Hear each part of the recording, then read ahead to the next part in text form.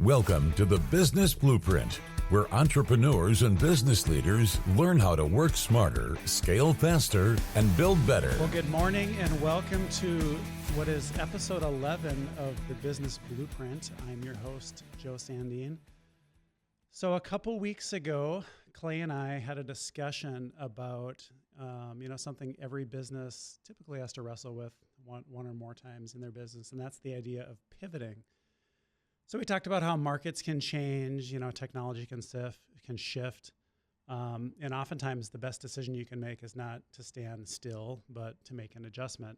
But, here's something interesting. What happens when that same idea doesn't just apply to your business, but it applies to your entire life? Because making a strategic shift in your business is one thing, but making a complete change in direction as a person, that's a whole different level of risk. It impacts your identity, your income, your relationships, really everything in your life. A lot of us feel that tension at some point in our life, but a lot of people don't have, the risk profile to follow that that voice in their head and actually act on it. But today's guest is someone who actually did do that. Mark Wallace stepped out of a successful career in banking and into something completely different, driven by purpose and faith. And he now leads an organization called Faith Forward, which we will get into. But Mark, I'd like to start at the beginning. I want you to take us back to that season of life. Everything probably looked very solid from the outside, but obviously internally, something was brewing in your head. So take us through that. Yeah, Joe, I appreciate you having me on here. And I don't know if it's harder personally than professionally, right? I look at some of the businesses that make that shift. But yeah, for me, 15-year banking career. To the outside, I think it would be a successful one. I got to a vice president spot and was going into the boardroom. But inside there along the way, having analyzed a lot of businesses and just seeing people rise, I was struggling to find just what is my role inside this, what's my purpose. And a lot of it is just looking back on what are my gifts and skills and experiences and where can they best be deployed, and seeking something probably bigger than a paycheck, I think is what, and maybe people can relate to that. I just know it was very unique to me, but it wasn't a wake up one day type thing. It was something that you chewed on for quite a while. And that was throughout the banking career. And I enjoyed myself doing it. I was analyzing financial statements of businesses. I ended up becoming a banker of businesses and farms. I ended up helping seek growth opportunities for the bank and managing a bank's balance sheet, and just a lot of cool opportunities that when you look back, if you're like, man, if you're young 30s, that would be a career path that a lot of people would aspire to. But it was more like, it was my faith. I think we'll probably get into that, of just saying God has given us all skills and experiences and gifts, and how can I use them best to glorify Him? And can I do it here inside this organization? And I also ultimately wanted the organizations to be God honoring that I was in. And so really just spent a lot of time toying with that and where I fit inside. So talk about the realization of actually making the decision, and how did that process work for you and your family? I think I said on the episode a couple weeks ago, I have a lot of respect for people who can be, in a career 5, 10, 15, 20 years and have the balls essentially to make a huge career change. There's a ton of risk in that. When I started OnSharp at 20 years old, I really had nothing to lose. I mean, I was in college. I wasn't married. I didn't have a car payment, house payment. But, in your situation, you had an established life and career. And, how did that light bulb finally come to fruition? And what was your process for pulling the trigger? Yeah, I think business leaders will understand taking inventory. And I think personally, we can take some inventory. And so for me, it truly was just kind of a self-exploration of just kind of looking back. And I think a lot of us don't know what we're good at and what our skills are. And so taking a lot of the tests, Clifton Strengths, Enneagram, a lot of those will help tell you who you are. There's also a spiritual gifts test. And so I took that, and Scripture tells us that we all have been given spiritual gifts. And so just exploring and kind of throwing out all that inventory on the table. And then when you start to piece them all together, it really took what opportunities are right in front of me. And so at that moment in time, I'm growing in faith.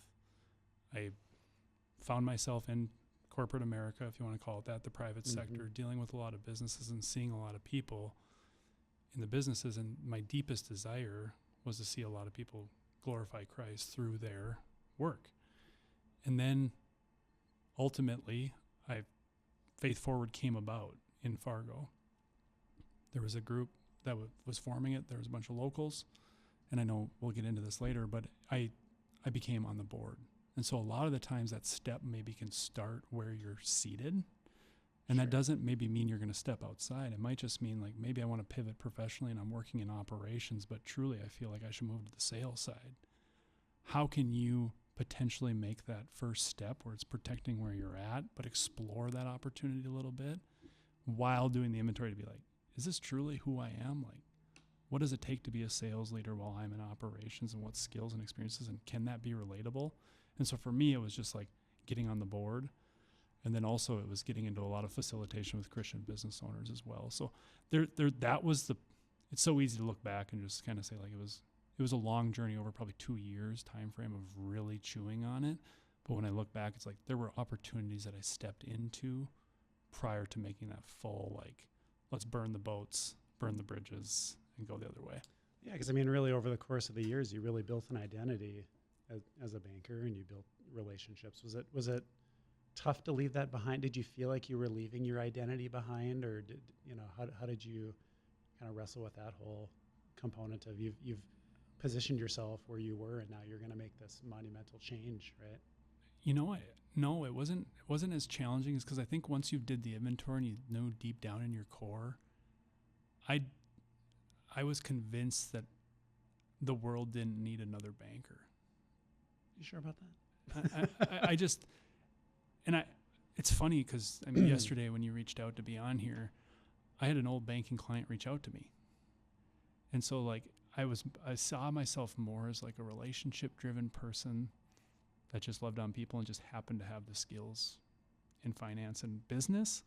And that's a good point, because I even in my own life, and I remember when I was in college and I was trying to decide like what's my major going to be, and I was actually I was going to be a double major in computers and education, and like I quickly figured out like that wasn't the right thing. But I was like, well, what's the common link? And for me, it was like I loved working with people, and I thought education was going to be it. But then it really became entrepreneurship and business. And so I think you make a good point. Like you have to kind of dissect the difference between like your skills and the things that you like to do, and then necessarily like you can find many ways to exhibit that in a career choice. And so it's, sometimes people just find, I think they're in the wrong spot, maybe doing some of that, but there's just a different place for them to do that at. So, and there's never going to be a perfect career choice, right? I think I have a friend, she's a business leader, and she just said like, there's like a 70-30 rule where it's like, can you for 70% of your time do something that brings you joy? mm-hmm. And then the other 30% is kind of like other duties as assigned, if you will. Like you just, all careers come with that, but it's like, can you do a quick mental check to be like, hey, am I really getting joy out of this work right now? And why am I not? And it might just be me, might be a role misfit, might be a career misfit, might be whatever. And just know that like life is very, very short to sit in that forever. Yeah. So looking back, would you have made the change sooner? Well, there wasn't an opportunity. I became the first executive director of a startup organization. God's timing was perfect in it all. Yep. But I also look back on my banking career that like I got to experience a lot of things that have been foundational for this type of work of being relatable inside. And like, I mean, I would have never been inside of a 500 plus person organization in the boardroom had it happened a year and a half prior to that. So there's just a lot of those things that happened. And I'm like, no, it was perfect timing. So it brewed in your head for, I think you said a couple of years that you kind of mulled this over. How many times did you talk yourself out of it in that 2 years? Oh, yeah, that's a good question. If you went back to my journal, there was days there, which would have been about, November 2023 through, I'd say mid-January, ultimately making the decision of just, I think a lot of us, when we make decisions like that, we just stew and we mull over things. And I mean, hopefully we take them to prayer, but like, there's just so much stuff that we don't do that. Yeah, it was a long period of time. And honestly, a lot of what we can benefit from like making this is listening to what other people say. I was in a group, facilitating a group of Christian business owners here locally, and And there was something one man said, and I've told him about it. And just very foundational, formative, life-changing things that you kind of hold on to that you're just like, man, that spoke to me, and that's right. And to be honest, without doing it, you're seeking comfort, Mark. And 2 years is going to stew into 2 more. Yeah. If you don't do it. Yeah. So that was very helpful to have somebody say that. Sure. All right. Well, we're going to take a break, but when we come back, I'm going to talk about with Mark here what happened next, because he didn't just make a change. He was a part of building something new. So we'll be right back. Welcome back to the Business Blueprint. Today we are talking deeper about pivoting. So I mentioned earlier, a couple shows ago, Clay and I talked about pivoting in your business and going a different direction, new products, new services, adjusting to the market, all that great stuff. But, sometimes in life we make huge personal pivots. We take new jobs, we start new ventures, and that's a much more serious, uncharted territory way of jumping into a pivot. And so today I'm visiting with Mark Wallace from Faith Forward. Mark was in a successful banking career and just wasn't feeling like it was filling his purpose and his passion and what he wanted to do with his life. And so Mark jumped into Faith Forward pretty early in the start of that nonprofit organization. And so in this segment here, I want to talk a little bit about what Faith Forward is and kind of how that process of building out Faith Forward got started. So Mark, just give us a little bit of background. What is Faith Forward, and kind of how did that initial, when you joined on to run the operation, what was that first, 6 to 12 months, what'd that look like? Yeah, Faith Forward started in 2024 here in Fargo, North Dakota. Two local leaders came together and they just said, how can we equip people to live and lead like Jesus inside their workplace? Mm-hmm. And so they decided to set out and do a conference. I always say the first ticket. I haven't confirmed or denied that, but you were the number one customer. Yeah, there's a guy that gave a speech at a Faith Forward-like event that I've watched 200 times. So I could tell that I'm like, yeah, this leader's getting up and talking about how they blend their faith into their work. It helped change me.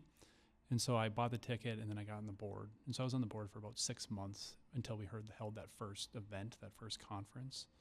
And so that's what we do today is we've held 6 events now under our belt at Faith Forward. We do quarterly ones and they're all here locally. And then we also do curate some small groups of peers professionally. So like Joe, the owner of OnSharp, would be paired with another owner type thing. And just to help support people that are walking the same path. So let's go back to just the purpose of the organization. Just give me, what's your mission statement and what is the driver behind it? Yeah, the mission is to equip people to live and lead like Jesus in their workplace. Equipping, you think about that's the verb inside the mission. That's done through events where we bring in leaders of all kinds. Mm-hmm. And so that first event that we had Steve M. Scheel stand up and talk about, how do they infiltrate that into the Shields organization. Mm-hmm. We also had a lot of local leaders as well. I think Matt Carlson with Fix It Forward Auto Care, who has like a nonprofit. And then we also brought in Dr. Henry Cloud, like a nationally known author of 40 books, clinical psychologist that goes into boardrooms of Fortune 500 companies. And so we're all about just finding out, like, there is no perfect way of how do you live and lead like Jesus in the workplace. We all have different ways to do it. And sometimes people just say, preach the gospel, use words if you have to, just live it out. And so we just take a lot of that. And I just know that, like, the guy that I listened to that over 200 times, I've taken all of his core values and I kind of look at him as the model of humility of how I lead. Other people are taking things from other people the same way. So we just find leaders, put them on stage, find scripture that supports kind of what they're saying, and just obviously make sure that they're a Christian, but just let them go and just allow them to equip the people that attend our events. Okay, so one component's an annual conference? Is that annual accurate? Conference, yep. Okay, so you have one coming up in October, right? Yep, end of October, the 29th and 30th. Any details you want to share on what's to be expected, or is that all not decided yet? Well, no, we got a lot of things planned. We're rolling out our speakers on April 7th, and I would love to let you know, Joe, of who they are. Oh, we're so close. We're so close. We're so close. Okay. But yeah, we're very excited. It'll be our 3rd annual one. And that'll be in Fargo. In Fargo. Okay. Yeah, Hope Lutheran Church is our host. Okay, awesome. Okay, then another component, you do breakfast and Bibles. Can you tell us a little bit about that? Yeah, Breakfast and Bibles was an event that actually was happening prior to Faith Forward coming about. Kelsey Buell has organization called You Flourish Company. And so I'd been attending those, and she was on the board with us at Faith Forward. And so she gifted us this event. It's a quarterly event.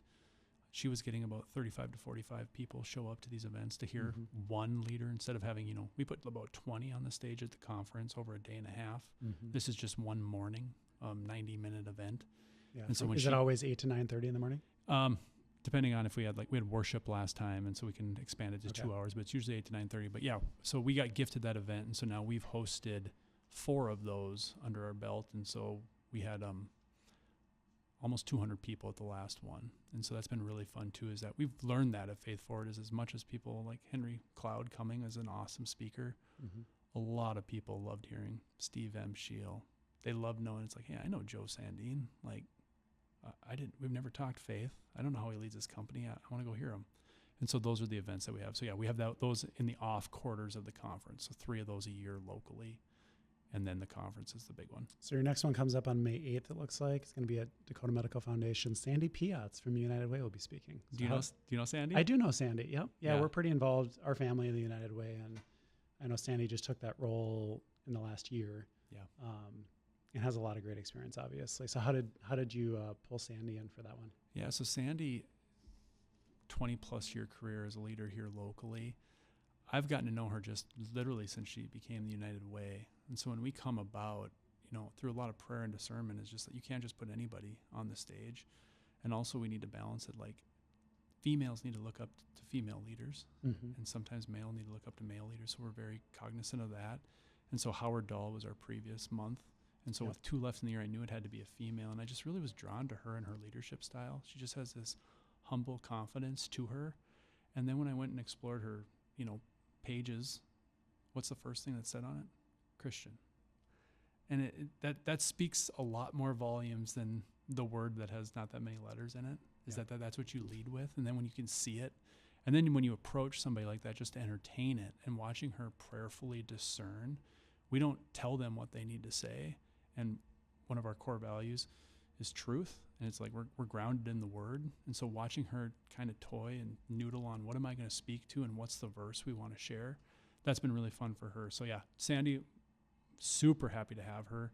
We have a lot of people that have expressed interest in hearing her. So it's like you look back, you're like, oh, awesome. Like, she's going to equip a lot of people that day. So we're excited about that. So building Faith Forward, we talked about on the first segment how you had this career in banking, right? So you obviously had a lot of expertise in the banking world. How did that translate into building Faith Forward? How did you take your skills and your expertise and your knowledge and wisdom from the banking career and apply that to what you've built with Faith Forward? Yeah, I think there's probably 2 ways to look at that. There's the soft skills that you bring from banking, that it's like knowing how to deal with people, and especially when you're dealing with a lot of leaders in business and business owners.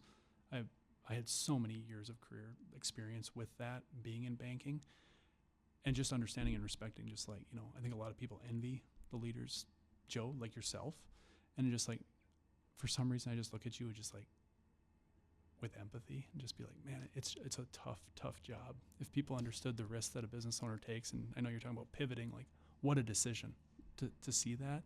And so there's those soft skills of knowing that and being able to result. And then there's also the practical skills of saying, like, I would have to guess that I've seen the financial statements of over 1,000 businesses and been able to analyze them up and down. And I'm kind of the junkie that listens to quarterly earnings calls and really learns from people. And so there was a lot of that of just looking in and saying, like, okay, so just because you have a business and we happen to be a nonprofit, America deemed nonprofit and for-profit, all businesses are for-profit. And it's like, how can we use and scale something to the glory of God and just say, like, hey, let's do it and steward this business well. And so there was a lot of that coming in of just saying, like, okay, like, how can you run a successful conference that people want to keep coming back to, but do it in an economically viable and sustainable way and show value? And then how do you build this out and just say, like, hey, what's the next value add? How do you get recurring revenue other than just waiting on ticket sales? And all these things that come with, like, I mean, you have to run it like a business. You have to run it like a business. Yeah, because it is. And so a lot of those came from banking as well. So what have been the biggest challenges building Faith Forward and getting it to where it could, obviously step number 1 is you're the executive director, you're going to run the place. You need to be able to have a paycheck to run the organization. Yeah. Like, What have been the hardest parts about getting it to that stable point? I think it boils down to patience. We are so fortunate at Faith Forward that like it truly is a movement. When you can just approach somebody like Sandy, Howard Dahl, Steve Scheel, all these people, and just say like, would you be willing to do this? And they say yes. And then you have a host that kind of says like, okay. But to also look at it and say like, and I think you probably understand this probably more than most because of your role of just saying like, as much as opportunity abounds, the budget doesn't quite yet provide for that. Mm-hmm. And so you're running on like an incredible amount of goodwill, I call it, where just people are pouring in. So we have an active working board. And without an active working board right now, Faith Forward would not be what it is. And so it's just being patient, understanding the resources that we have available to us, but also saying like, you need to build a strong foundation because we see this growing out beyond Fargo-Moorhead, but just being patient in that process and not overstretching ourselves with the limited resources. All right. Well, it's time for another break. When we come back, we're going to talk about how whether you're looking at making a big change like Mark did, or you just need to find more purpose in your current job, how to go about that process. We'll be right back. Welcome back to the Business Blueprint. Today we are visiting with Mark Wallace from Faith Forward, and kind of the theme of our show is, and I talked about earlier, 2 shows ago, we talked about making a pivot in your business, maybe changing the products or services you offer, responding to the market. Today we're talking about making bigger life pivots. Mark moved from a successful banking career into leading Faith Forward. Obviously everyone listening is not going to quit their job or start something new tomorrow necessarily, because for a lot of people, I think what they're thinking is, how do I maybe make what I'm already doing feel more aligned with my values? So Mark, let's talk about that a little bit. What do you think it actually looks like to integrate faith and values into your everyday work at your current employer? Yeah, first and foremost, I think you need to identify and define your values. I would encourage you to go to Scripture and just find out and be like, well, what would be a value? I'll give you a few helpful hints. Sure. Humility, servanthood, gratitude, things like that. And so when you start there, just gratitude in general, of just being like, today I have a job. Let's just rejoice and be glad in that. Mm-hmm. And then when you start thinking like humility of like, if we just do some self-reflection and just say like, how can I humbly lead where I'm at? But also like there's a thing called false humility of stepping down too much. Sometimes we're called to things. And so where's that opportunity in my current role where I do have strengths and skills? And sometimes it takes some understanding of what are my strengths and skills, but it's like you are positioned in where you're at to serve people. And that's that servanthood one. And looking beyond ourselves to say like, can we find part of our work here today to just say like, let's look at that end user, that end client. This isn't for a paycheck. This isn't for that right there. If that was a decision and you could reframe that and take that to prayer, you'd be leading faithfully in your current role.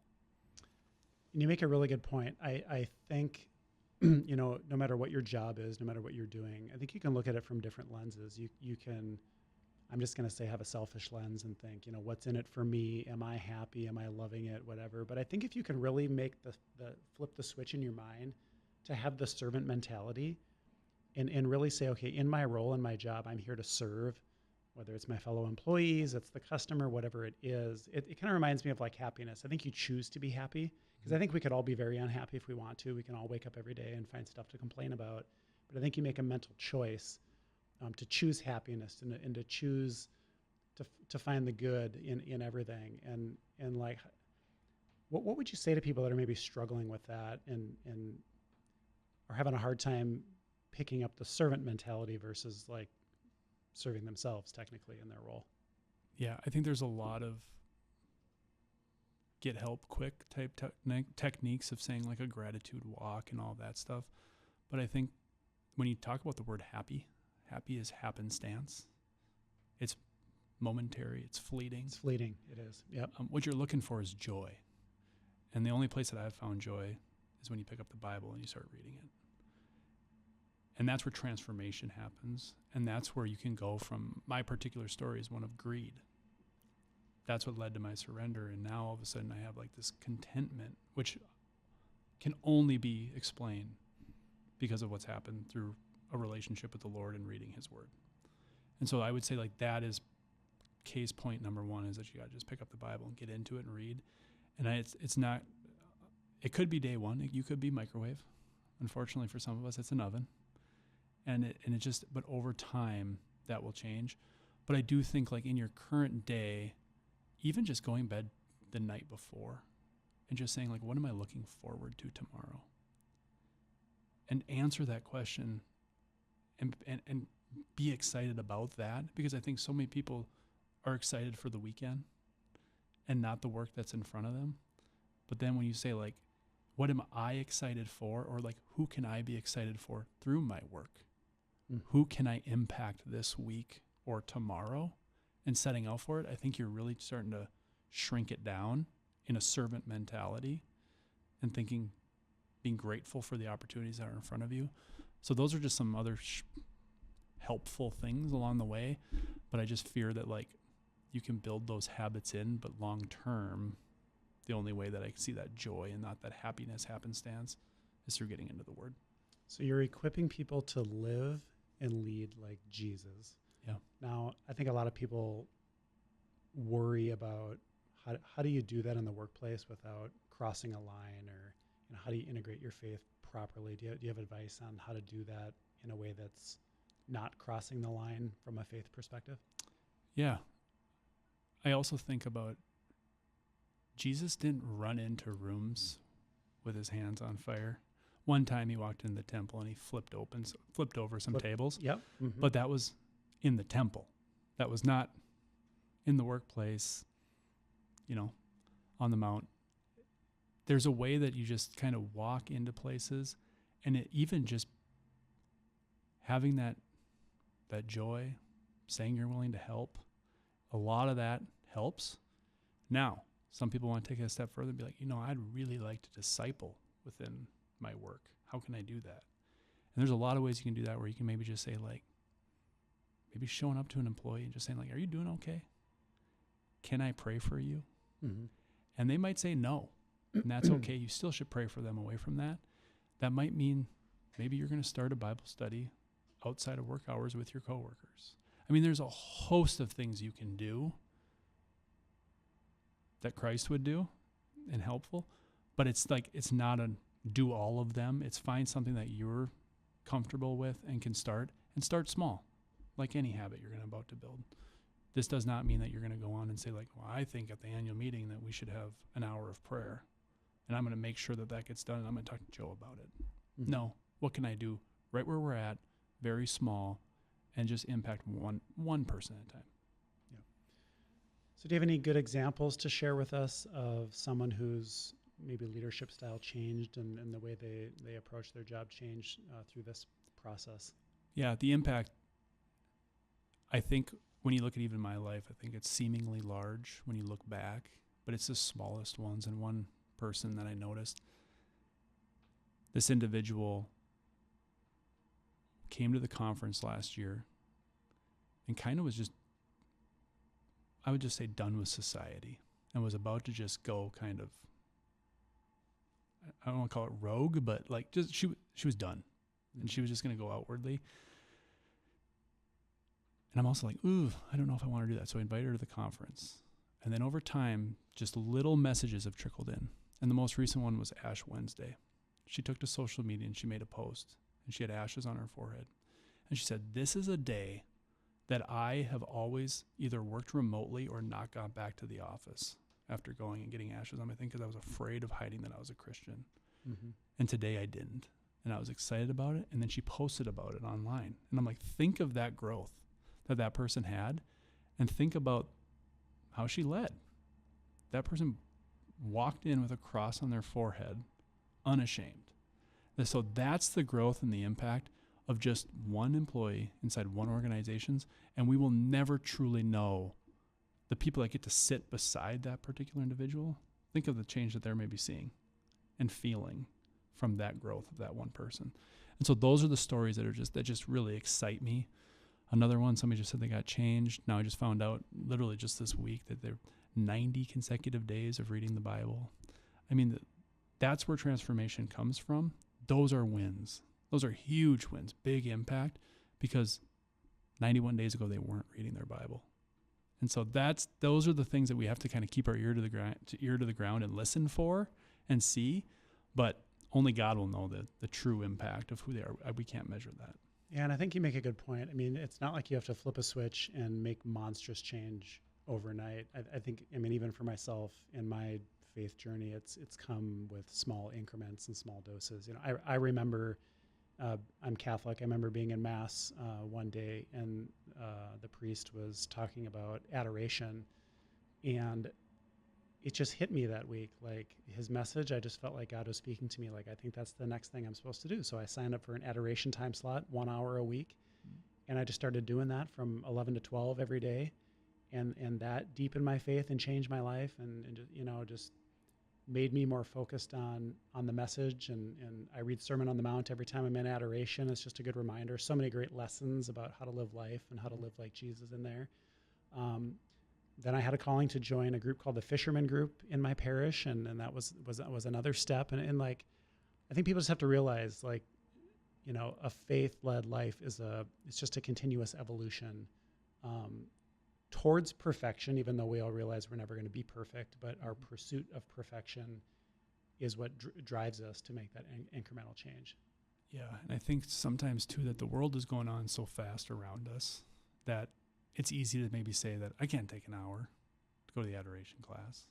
Oh, it's super easy to say that and that's such honestly a BS excuse, because so many things in life we say, oh, I don't have time for that. But then it's like, well, you made time for a lot of other dumb things that you spent your time on. Yeah. But I do think, even in my own, I'll be the first one to say it. It's hard, challenging work to say that I'm unfulfilled in my career and I don't know if I want to do this all the time and not be grateful for the opportunities that you have. Yeah. Like, that's a tough spot to be in, and be like, well, how am I going to get out of this or make the pivot or like literally change myself? And we just talked about it, like, read your Bible, or maybe start making steps, or asking people what your skills are. Like, all those things require a little bit of work. Yeah. And it's easier. And listen. I think the key, listen for God to speak to you. Because I think He's always there speaking to you. It's just whether you're listening or not. That's right. I think as you start reading Scripture and you pray and you do things like adoration, and there's so many ways in which you can eliminate the noise of the world and truly listen, and then the answers are there. That's right. So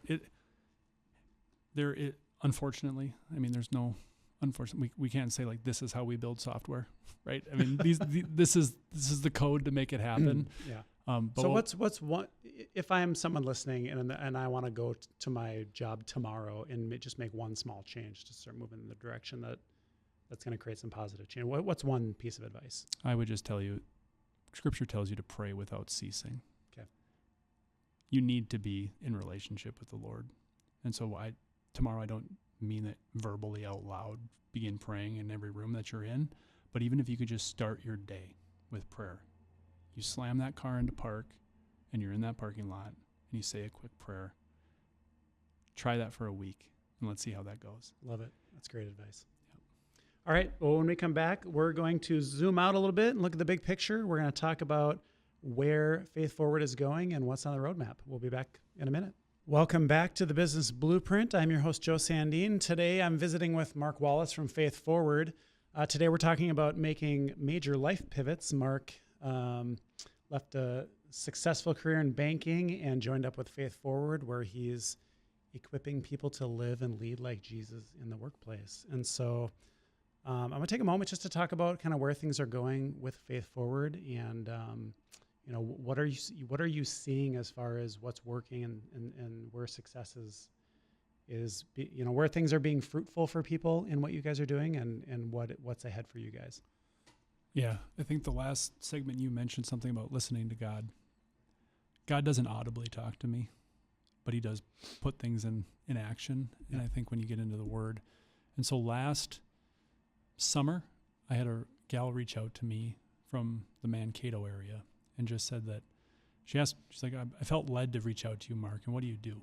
And at the time, I was facilitating some Christian men's groups, and I was executive director of Faith Forward. Now I'm just the executive director of Faith Forward. At that time, I told her about that. She goes, I want a group like that. And so here, God had provided me a group like that online. I'm like, well, she's in Mankato. How can I pair this out? She's a C-suite woman without ownership in her company. That's a whole different level of that. So we ended up putting together a Christian stakeholder group for this woman and piloting it. And now we just launched that this year to kind of figuring it all out and getting it out there. And so when we announced that at our last Breakfast in Bibles, 10 people raised their hand and said, like, I need that. I need a group of peers that I can go to for support in my professional pursuits, but also say, like, in alignment with my faith. And so devotionals and everything like that. So that's one thing that's really exciting. Another thing we found out is just goes as on fire as Fargo is, and we have 200 people showing up for this. And last year's conference, we had 400 people show up. We know that Sarah West was kind of the heartbeat behind this right now today on getting going. She's the co-founder. Yep. We know there's Sarah West in other metros. And so we always thought, and we've been praying and just said, hey, we would love these people to come and experience Faith Forward in Fargo at a conference. And then how can we help equip them to get something going in their community? So you want to create like local chapters per se? It's like a TEDx model, Yep. right? So there's TEDx and Independence. And it's funny that how all this works out. Just this morning I was on a Bible study and we were going through James chapter 4. And this verse has guided us. It just says, now listen, you who say today or tomorrow we will go to this city or that city, spend a year there, carry on business and make money. Why? You do not even know what will happen tomorrow. What is your life? You are a mist that appears for a little while and then vanishes. Instead, you ought to say, if it's the Lord's will, we will do this or that. So as much as like that's like the thought, we should do that, we've made the decision to say, like, we will not pursue cities. We will wait for people to come out. And another person has just come out of another metro that is on fire and is capable. And we've even done some reference checks, and it's just like, wow, we think this is going to happen. So it's not like you've created some mandate. We're going to be in 12 more cities in 2026. It's more responding to the calling and in the message and the people who raised their hand. That's right. And it's not for a lack of planning. I did a strategic plan, just like I hope all business owners do, then just kind of laid out like what can we foresee this happening. And this is within our 3-year plan, but it's like coming about being like, this is it. This is happening. And so like we do see this mission spreading well beyond Fargo-Moorhead, but we just need to be patient and obedient and just for what's in front of us. And so what's in front of us today is Breakfast and Bibles on May 8th. We'll have another one in August. We'll have the big conference in the end of October. We'll potentially having another Breakfast and Bibles in another city, which is exciting, as well as forming these Christian stakeholder groups. So let's talk more about the stakeholder groups. How do you see those playing out? Is that like an online community, and how would you pair people together? Yeah, great question. So it is. It's truly a raising your hand, filling out a form on our website, and then finding out who this person is and what kind of support they need. And so it's not just saying like, hey, I got a collection of 4 females right here, and now here's the 5th. Let's pair them together. Groups like that don't work. Mm-hmm. It's really hard to have somebody that's maybe a marketing manager that's working with somebody that's a business owner. 2 totally different things. Right. And then also industries. You can't have the same industry in the same room because, you know what? If there's another owner of a software company, Joe might not open up because he's not going to share a lot of his skills. But what you find in business is a lot of these things are the same way. Hiring people, passion thing. Should I pivot? Can you help me think through this? What does Scripture say about it? How can I support you in prayer? All of these things is what people are kind of yearning for. And so those groups are a lot of who raises their hand, and then there's a lot of figuring it out. Here locally, we just found out a lot of them. Private practice female providers is one right now. Now you think how niche that is. Yeah. Here's people that are in the healthcare field but don't have really business experience. And how can they support each other when they have to do with insurance? So right now, we've had enough raise their hand that I'm like, I need to go find these women and help support them. And so there's been a lot of conversations about getting that one formed, getting it off the ground. It is online. And so that if you ever missed one, 75 minutes long, there's some pre-work involved. And so that they can just be in community and have a really effective call when they do get together and just want to keep coming back. Could be in person if they're all local, but that we don't let the geographical bind them. Like it's like, hey, if they're not here in Fargo-Moorhead, can we go get them in Mankato, Minnesota, or wherever it might be else to be? So what excites you most about what's ahead? What excites me the most is just that God is moving through Faith Forward. it's so fun to me when you hear the stories of the ashes on the forehead, when you hear that Sandy's willing to do it, and that you actually get to see on Facebook that there's over 100 people that have marked that they're interested to go to and hear that. And it's just looking at this saying like, God, can we just be part of your work and your movement here locally, and ultimately just find a way to have business leaders live and lead through their work for him. That's an incredible joy. And that's just something that, to think that this is ever a spot I'd be in, but then you just get to have that impact. And it's not for me. I just need to be obedient to it. Yep. And just happen to be sitting in the seat. That's what I'm most excited about. Well, Mark, thanks for being on. This has been a great conversation. I think we really covered two themes, making a major pivot like you did, in business and changing your career, or maybe it's just finding more purpose in your role and in what you do, and learning to live and lead like Jesus, which is what Faith Forward is helping people do. So that is it for our show today. We will see you next time.